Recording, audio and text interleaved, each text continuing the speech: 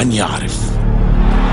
الشعب يريد أن يعرف لماذا ضرب مرتضى منصور في ميدان التحرير. دول عملاء قطر. هو اللي حصل بالظبط ان انا كنت عند وزير العدل، كان عندي ميعاد مسبق قبلها بيوم، فرحت الميعاد. كان هو عنده اجتماع في المجلس العسكري، ساب لي توجيه ان انا اقابل السيد مدير التفتيش القضائي. كنت رايح اشتكي الاخ محمود الصبرودة واللي معاه على كل التجاوزات اللي بيعملها. فنزلت حوالي الساعه 4 بعد ما خلصت التحقيق، لقيتهم متربصين بيا.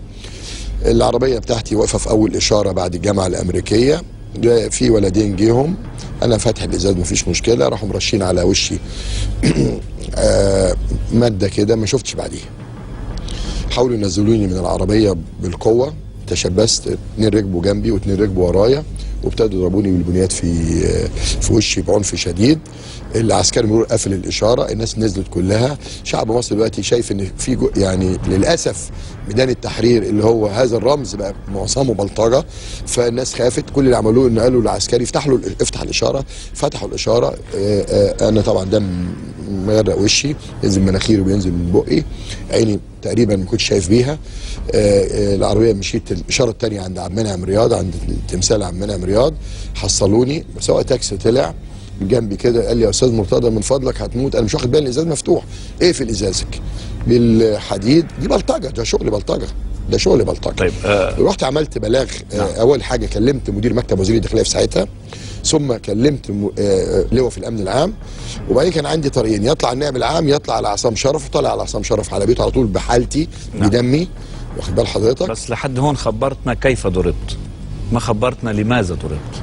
انا سألتك لماذا ضرب؟ لاني بقول رايي في امير قطر. انا بحترم شعب قطر جدا. انا كل الموجودين بميدان التحرير استاذ مرتضى هم جماعه امير قطر. لان الكلام اللي اتقال لي في الحوار انه ما جيبش اسم امير قطر تاني على لساني، ما جيبش اسم ايمن نور بكلام بذيء، ما جيبش اسم انت بتقول على برادعي انه خاين. من اعتدى عليك او من ضربك في ميدان التحرير؟ لا اقول من مجرم بلطجي.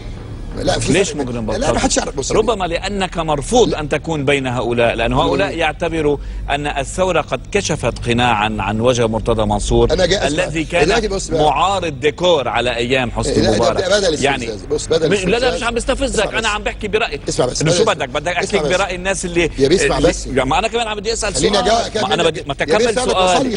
ما وصل. انا بقول لك اي ساعه بيوصل سؤالي. تخلص سؤالي انه انت ظهرت لهؤلاء الشبان اللي هن والمتظاهرين انك انت كنت في زمن النظام السابق معارض ديكور، لانك كنت مغطى ومدعوم، تستطيع تقول ما تقوله ولن يحاسبك احد، وكل ما حصل معك كان لامور معينه. هلا من اعتدى عليك في ميدان التحرير هم لانه جماعه امير قطر وجماعه ايمن نور وجماعه البرادعي. خلصت ولا لسه فيه؟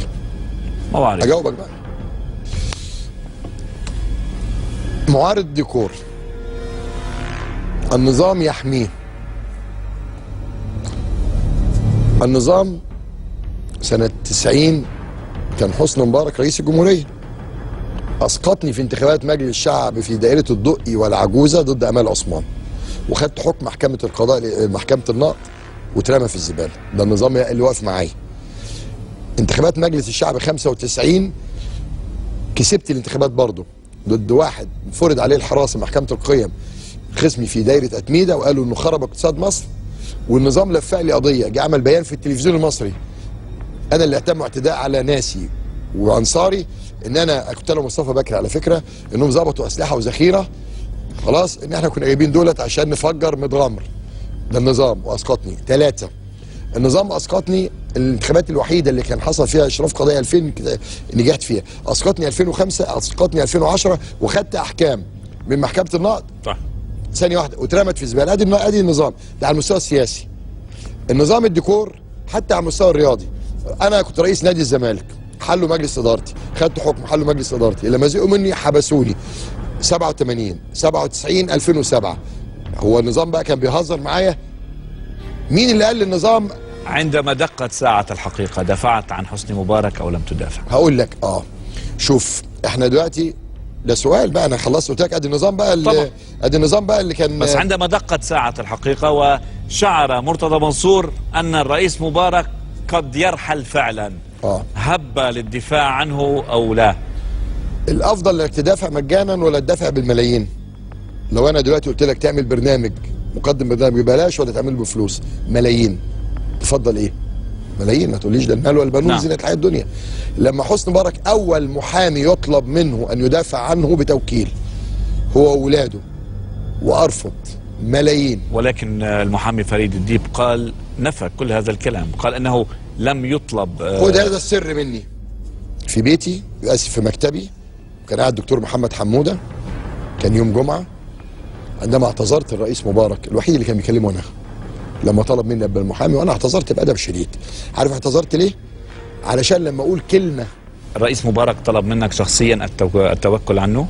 على فكره قلت الكلام ده في بيان رسمي واتذاع في كل العالم. اوكي، بس هو شخصيا كلمك وطلب منك ان تتوكل عنه. ما هو عايز اقول لك حاجه، اللي بيتمحك في حسني مبارك دلوقتي وهو واقع، حسني مبارك ما عادش رئيس جمهوريه، عايز اقول لك اللي بيتمحك فيه وهو واقع ما حدش بيتمحك. لا هو كلمك يعني ما اعرفش اكذب، يعني مش ما حدا عم بيقول لك عم كلمني، كلمك. نعم. طلبني في التليفون من موبايل مجدي راسخ ابو مرات او ابو زوجة علاء، خلاص، وقال لك انا بالمحامي بتاعي واعتذرت وطلب. لماذا اعتذرت؟ هقول لك دلوقتي، بس يعني اديني بس فرصه اقول لك سر لاول مره. اعتذرت ليه بقى؟ انا عايز لما اقول كلمه حق في برنامجك او اي برنامج ما تبقاش ملوثه بالفلوس. انا من اول يوم ليا راي قلته علنا. نعم. ما يبقاش انا قلته علشان مستني حسني مبارك يعمل لي توكيل واخد بقى، ما قال لك عنده 70 مليار وكل ده طبعا طلع كذب وانطه وهيكل طلع كذاب. ولكن اول سؤال يسال عنه فريد الديب اليوم، اول سؤال يسال عنه، من اين او من سيدفع لك اتعابك؟ يعني اول سؤال لما حدا يعمل مقابله مع فريد، اول سؤال بيساله يا انت اليوم متوكل في هذه القضيه، مين راح يدفع لك اتعابك؟ يعني هذا يدل ان الموضوع ليس موضوع مادي. لا هو عنده مجدي راسخ، لا في ناس هتدفع، لان اللي بيعمل التوكيل مش حسني مبارك بس، وعنده بيت اسرته، يعني مجدي وبيت العيله. خد بقى السر ده بقى. اعتذرت فطلب مني اشكل هيئه دفاع، فقلت له ده انا اقدر اعمله، انا ليا موقف بقوله هذا انا اقوله. حسني مبارك حكمه لكن لا تهينه.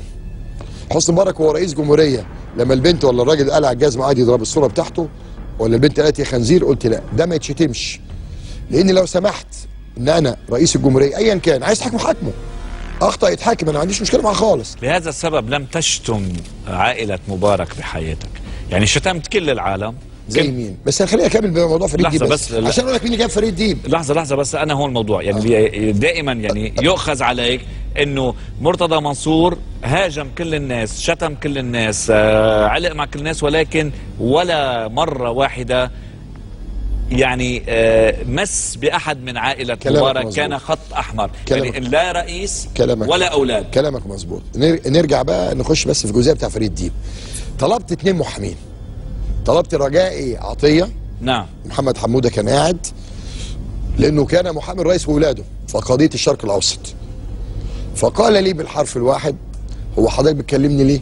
ده انا كمال عبد العزيز كنت الرئيس كان بيكلمني ما قاليش، طب ما تخليه هو يكلمني شخصيا. قلت له بعد اذن حضرتك انا مكلف اشكل هيئه دفاع عشان انا محرج من الراجل واعتذرت، فقال لي اعمل هيئه دفاع. رجاء عطيه اعتذر. انا اللي طلبت فريد الديب، وانا اللي طلبت منه انه عرضت عليه انه يكون محامي للرئيس مبارك. بقول لك اهو، وهو شايفني وسامعني، وموبايلي رقمه دكتور محمد حموده قاعد جنبي اللي اتعمل له توكيل ايضا، ودكتور محمد ابو شقه عارف، خلاص. ففريد ديب قال لي انا ما عنديش اي مانع. قلت له طيب ده تليفون مجدي راسخ اللي هو بيكلمني منه، من فضلك اطلب. ورحت اخ مجدي طلبني بعديها ب5 دقايق، قلت له انا اديت تليفون واطلب، واديته تليفون فريد ديب، طلبه وعمل له التوكيل. شغل المنظره ده بقى. ليش رفضت ان تتوكل على رئيس مبارك؟ اجاوب تاني؟ لا، ما انا قلت لك، قلت لي انه لسببين. قلت لي بين الملايين وبين مجانا. لا لسببين. لا انا عايز السبب الاول، السبب الاولاني ان انا قلت كلمه حق، ان حسني مبارك انا اقيم نظام له ايجابيات وسلبيات. اوعى تفتكر ان مدينه 6 اكتوبر دي ولا المدينه الجديده دي ولا مترو الانفاق هذا المشروع العملاق ولا محطات الكهرباء ولا محطات الميه ولا صرف الصحه ولا القرى ولا مراكز الشباب ولا المساجد ولا كل اتعمل ده ثانيه واحده، عملوا شادي لا ده اللي عمله حسني مبارك وحكوماته. فانا بقول حسني مبارك زي ما بتقيم الملك فاروق ايجابات وسلبيات، زي ما بتقيم عبد الناصر ايجابات وسلبيات، السادات ايجابات وسلبيات، عشان تبقى منصف قيم ايجابياته وسلبياته. حسني مبارك ما كانش بيصحى من النوم هو وعياله شاطرين مطاوي وعمالين يسرقوا في فلوس الناس، ده الكلام اللي اتنشر من هيكل ومحمد ابو الحديد في جريده الجمهوريه. يعني هيدا بحد ذاته انه المفروض يدفعك انك تدافع عنه. يا ثانيه واحده اكمل كلامي يا بيه، انا عايز اكمل كلامي، يعني ليه انت بتقاطعني؟ محمد ابو الحديد رئيس مجلس اداره الجمهوريه كتب مقاله في صحيفه الجمهوريه الحد الاسبوعي، قال يا هيكل اتعلم من مرتضى منصور عندما يتحدث بالمستند. انت قلت ان حسني مبارك عنده 12 مليار عند كسب غير المشروع عند عاصم دولاري. السؤال يعني كل اللي عم تحكيه المفروض ينتهي بنتيجه انه مرتضى منصور توكل عن الرئيس السابق حسني مبارك. يعني عم بتخبرني كل هول الاخبار وبالنتيجه بتقول لي انا ما توكلت. استاذ توني، انا ليا راي حاجتين، ان انا لما قلت رايي قبل كده ما كنتش مستني الثمن يتعمل لي توكيل وبيقولوا عنده 70 مليار طيب. فلوس، وايضا عشان لما اقول رايي بعد كده خلاص ما يبقاش انا بعبر عن مصالح موكلي، انا بقول رايي انا مرتضى منصور المواطن المصري اللي هو اشرف من ناس كتير عاملين نفسهم وطنيين دلوقتي وكانوا بيستخبوا. مين مستلم مصر اليوم؟ 28 يناير انا طلعت في التلفزيون. اليوم مين مستلم مصر؟ 28 يناير طلعت في التلفزيون. استاذي بس خلينا سقط النظام. من يستلم مصر اليوم؟ من يدير مصر اليوم؟ قلت سقط النظام. من يستلم مصر اليوم؟ وداخلين على انهيار دوله. من يدير مصر اليوم؟ سؤال بجاوبني بكلمه. وانت معلش بتقول لي سؤال واجي اجاوبك. بدي جواب بكلمه ما بدي سرد. من يدير مصر اليوم؟ حكومه ضعيفه مهتزه. انا قلت على رئيس وزرائها لا يصلح، مع احترامي الشديد للاخ. من يحاسب الفاسدين في مصر اليوم؟ اكمل كلامي ثانيه واحده. حكومه ضعيفه. قلت على رئيس وزراء عصام شرف انه لا يصلح ان يكون رئيسا لحي العجوزه. بعد 3 ايام انا اتحبست، رحت في موقعة الجمل الوهميه. بدي منك بس شغله، خلينا نتوقف مع فاصل اعلاني صغير، بعد الفاصل بنرجع بنتابع. بس انت سالتني سؤال ليه انا ما بشتمش حسني مبارك زي ما انت قلت. يلا هلا بعد الاعلان. انت بتنسى اسئلتك. لا بعد الاعلان لسبب بسيط. هلا بقول لك ايه لما انت بتنسى. انت بتوه نفسك يا توني. كرمال سلامتك الشخصيه خلينا نتوقف مع الاعلان. انت يا اخي كرمال سلامتك الشخصيه خلينا نتوقف مع الاعلان. فاصل وبنرجع.